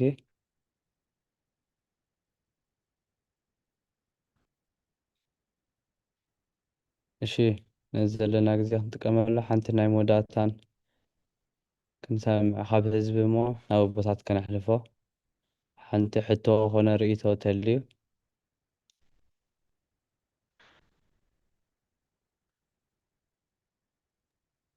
እስኪንስ ወልደይ ኣብ ናይ ዓርቢ ዝቀድም ዝሓለፈት እንድያ ናይ ዕለት 1:23 ኣብታ ናይ ዓርቢ እንድያ እያ ድግም ኣቢሉ ብቐዳማይ ክንገለ ሕጂ ፅቡቅ እዩ ደጋጊሞም ብሉና ደጋጊሞም ብልኦም ዋላ ንቀረባ ከምዚ ትገብራ ኣብቲ ቅዱስ ቁርባን ንገብሮ ዘንቲ ጓልና ንጥቕስ ኣቢለን ኣነረ ግን ግዜ ጌርካ እምበር ብኩላ እዚአን እንተተማሃርናዮ ደስ ይብለና ተቐባልነት ስለ ዘይብልና እምበር ደጋጊሞም ይብሉና እዮም። ኣብ ቅዱስ ቁርባን ክንቀርብ ከለና ምሽናኡ እንድፋእሳ ክንጠጠው ኢሎም ይፅበዩና ትኩል ዝብለስ እዚአን ብሓንቲ ካልእ ግዜ ኣብ ቦታ ዘለዎ ክገልፁልና ደስ ይብልኒ እታ ዘምፃኣስ ፅብቕቲ እያ ኩልና ንደልያ እንዲና ግን እቲ ሓሳባትና ካልእ ዲ እንታይ እዩ በቲ ዝበሉና ስሩዓይ ንኸይድኒ ኢና ኩላ ከዓ ተስተብህለሉ ከለካ ይርዳኣና እዩ። ሕጂ ግን ተደገሙልና ንኩልና ብሓፈሻ ክኸውን ካብ በብሓደ ሳይነብር እሳ ፅብቕቲ እያ ገሊፃ ነራ ተቅዱስ ቁርባን ንምንታይ ቅድም ታስታይ ደበልና እያቲ መምፂታ ነራ እሱ ከሎ ከዓ ንሕና ኣብ ካልእ ዕላልና ሽዑ ሰላም ሰላም ኢልና ከይድ ከዓ ካልእ ንብል ንዑ ብዙሕ ንዓና ቁፆም ኢና ግን እንዳፀሩና እግዚኣብሄር ኣምላኽ መዲና ዓለም ይፅሮ ቁርባብ ከምዚኣ ፅቡቕ ተበርሀት ንኩልና ፅቡቅ ኣብ ስግደት ስገዱ ክብሉና እንተሰገድና ካብ ኮፍ ኢልና ስታይ ምባል ፅቡቅ እዩ ካብ ነብሰ ጀሚረ እታ ካልእ እተን ኣገባብቲ ኩለን ንደጋግምዎን እዮም ብምሉኦም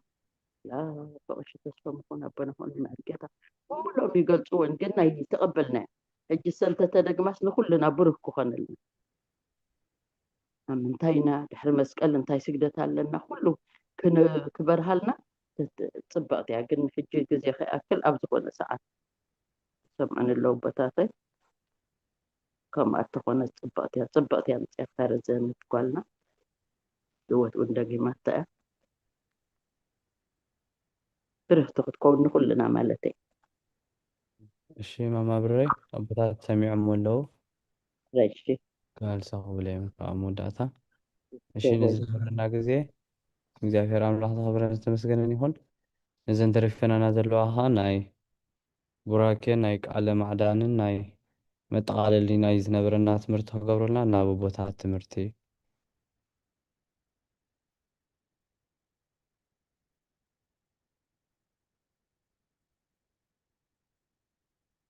ኣቦና ኣቦ መላእከ ሰላም ናባኹም ይብሉ ኣለዋ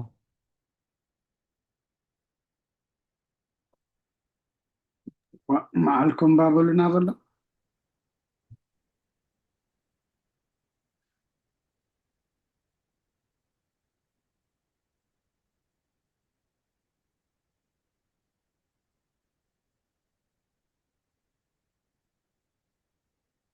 كما وعلكم كما لكم كلكم حزب እግዚአብሔር بمحرة أملاح بصلاتكم صلاة دك أحلال سلام آتين እግዚአብሔር أمسكن له أب قصري 19 زلا خستنتن صنيحت ግዜናይ ጉባኤ ስለ ዝኾነ ተድሊ ሕቶታት ኣብ ጉባኤ ቀልል ሓሳባት ተድሊ ዝፀናሕናዮ ኣብ ቁፅሪ 19 እንታይ እዩ ዝብል ኣብ ስፍራ ፀልማት ከም ዘብርህ መብራህቲ ጌርኩም ተስተባሃልኩምሉ ሰናይ ትገብሩለኹም ኣብቲ ስፍራ ፀልማት ከም ዘብርህ መብራህቲ ጌርኩም ተስተባሃልኩምሉ ሰናይ ትገብሩለኹም ጎይታናን መድሓኒትናን ኢየሱስ ክርስቶስ ክብርን ዝኽርስሙ ይኹን ነቲ ጽቡቕ ገብርኹም ሪኦም ነቲ ኣብ ሰማይ ዝነብር ኣቦኹም ምእንቲ ከመስግንዎ ብርሃንኩም ኣብ ቅድሚ ሰብ ይብራህ ኢሉ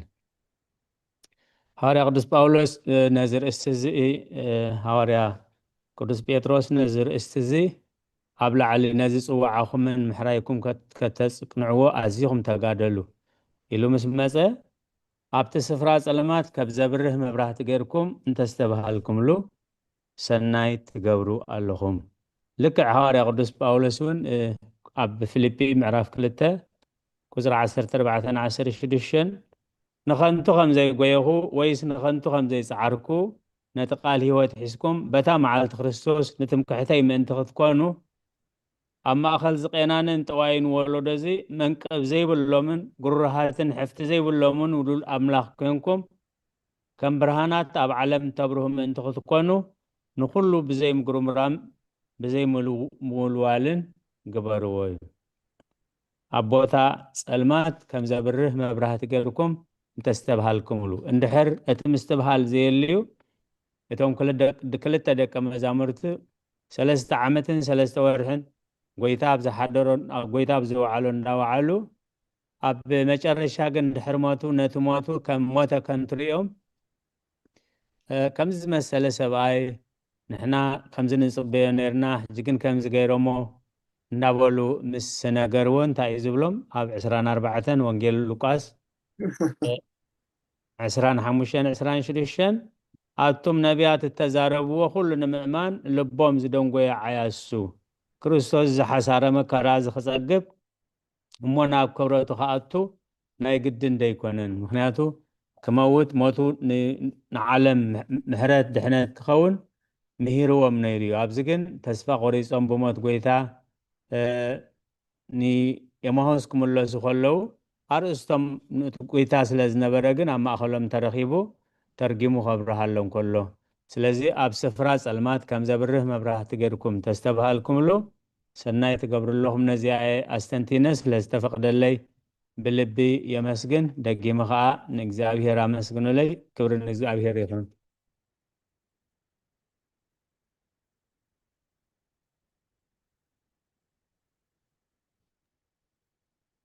ኣራየ ክብረነ ምስጋና ንእግዚአብሔር ኣምላኽና ይኹን ኣባና እንኳዕ መልሻኹም ሰላም ከይድኩም ሰላም ድማ መጻኹም ክብሪ ንኣምላኽ ይኹን ዲያቆን ወድና ድማ ኣምላኽ ማመልሹ ጸጉ የብዛሕልካ ኣውና መምህሪውን ከመትሩ ምስመ ወከሲ ገርካ ግዜ ሂብካ ብሰፊሑ ነዛ ካልኣይ ጴጥሮስ ምዕራፍ 2 መሃርካና መመልሹ እግዚአብሔር መግላጹ የብዛሕልካ መዝሙር ዝዘመርካ ሓፍትና ሙሉ ከምኡውን ኩልኹም ነታ ምዕራፍ ብምንባብኹን እታ ተመዘመረት መዝሙር ብጥቕሲ ካብዚ ክንመሃሮ ዘምሰና ድማ ከም ሕቶ ይኹን ወይ ድማ ተረዳእኩም ኣስተንትኖ ሓሳብኩም ክትቡ ዘምሰኹም ኩልኹም እግዚአብሔር ዘመን ኣገልግሎትኩም ይባርኽ እንታይ ከስተንትን ጸኒሐስ ካብ ቁጥሪ 5 ክሳብ 7 ዘለዋሲ ኩለን ከምዚ ሰንሰለት ነንሕድሕደን ዝተኣሳሰራ እየን ምክንያቱ ሰንሰለት أمونغو اندحر حانت تباتيخا اتي نتحجو زنبري كم مسكالخون كم زخونة كودقي مالتيو أبزد مازن سلسة تقصدماني ننحد حدن إنا تتحازا زخدائين أبتتقهات مقدال مقدال امنات امنات دقنات دقنات فلتات فلتات مقدار رأسي مقدار رأسغا دم عقلي عقلون فرحات اجزيابيهر فرحات اجزيابيهر دما مفكار أحوات مفكار أحوات دما فقري نخلو إلو قليسوان مالتيو حجي زيان عباين إشتين يبلنن كلن إنها تتحازا زخدا زلوعين نزيان انت غيرنا زيان أوشتنا انت معبيلن زيان دما أمعالتاوي قعزنا أبيوتنا انت اللي دما انت أخميلنا بتاعطري شمانت إذن قارزة انت ألوكم النعم معبلو انتخده نمفلات قويتانا إيسوس كريستوس حكاياتن زي فريون كتكونو أي حد قوكمن إيو إلمو سلخلو إجزابيهر أملاخنا مسقانا نعيخل نزي أنزر السعي ويدما إزياتن زي بلو دما انتا إلو كابتي نايك أدم حاتياتو مصراي زرسع عور نتا أب كربا زلو تراي زرعي إلو انت قبرنايين أوشتنا أننا معبلان تخدا نقويتان مفلات حكاياتن زي فرين أيكن كوننينا إزياتن زي بلنا اندحر كوينو قنا نايك أدم حاتياتنا زرسعنا نتا أب كربا زلو ترح نرئي ويدما نستبهل سبات رحينا نخونيو زبلنا زلمو بقبو نزن قطر 5 قطر 6 قطر 7 أتحينا كنبرلن እግዚአብሔር ኃይሌ ይሃበና ነዚአን ክንገብር አውሽጥና ከልዋ አውሽጥና ዓብያ ንሕና ድማ ክንምርሐለን ኃይለ አምላኽ የድልየና መንፈስ አምላኽ ድማ የድልየና እሞ ነዚአን ሐይና ኣብ ቅድሚ ጎይታና ዘፍሪዩ ትጉሃት ኮይና كنركب እግዚአብሔር ንኹልና ይሐግዘና ስለኹሉ እግዚአብሔር ምስጋና ይብጽሐዮ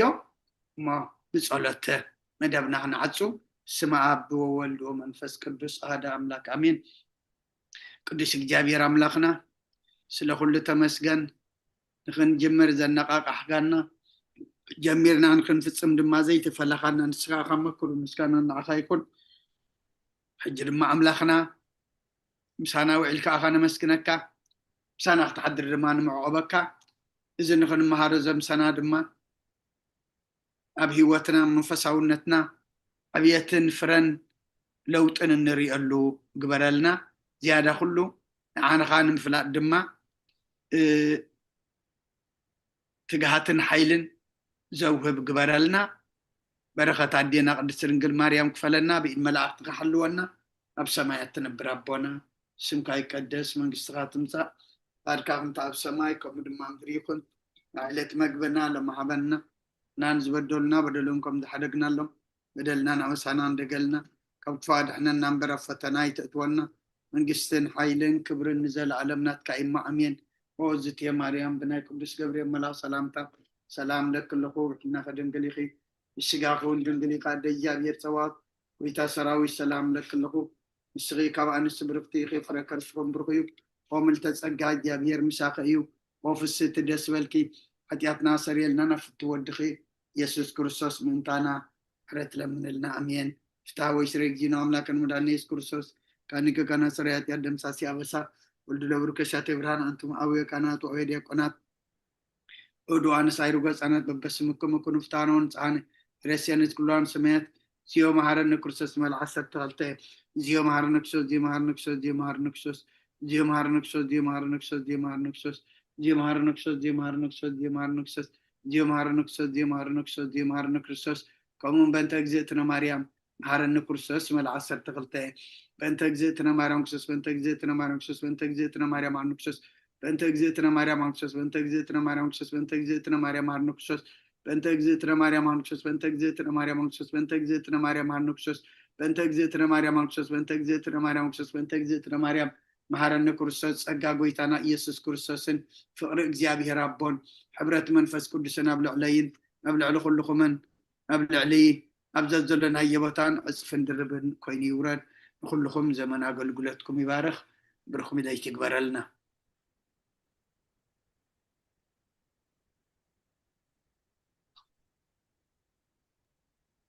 هذا ربطاتنا وقت مرت لما هيرنا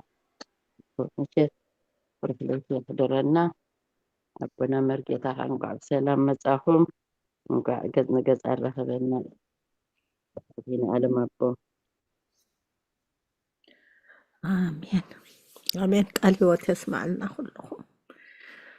دياقوني كዓ ኣብቲ ልዕል ዝበለ ደረጃ ህይወትካ ኩሉ ይባርኸልካ ኣምላኽ ኣቦና እንኳ ድሓን መፃኹም ኩልኹም ዕድመን ጥዕናን ይሃብኩም እዚ ከይንስእን ብሓቂ ብሩኽ ለይቲ ኩልኹም ስለዝነበረና ናይ ትምህርቲ ጊዜ እግዚአብሔር ዝተመስገነ ይኹን ቃለ ሕይወት የስማዓልና ኣቦይ መሪጌታ እንኳን ድሓን መፃኹም ዲያቆን ወደይ ድማ እግዚአብሔር ኣብዚ ይባርካ ኣብ ዘላቂ ደረጃ ይብፅሕካ آمين آمين ماما سارة آمين صحمي ጸሎት አባታትና ጸሎት መድህና ዓለምን ኩሉ ክበፅሕዮም ከበበታተንኩም መስሉልና ዕድመን ጥዕናን آمين አሜን آمين ماما ስለዝነበረና ጊዜ እግዚአብሔር ይመስገን ሄኖስ ድማ አገልግሎት ይታይህ አቤ መስገን ቋ ብልሓን መጣኹምና በቅሺ ሁሉም ሰላም ሕደሩ آمين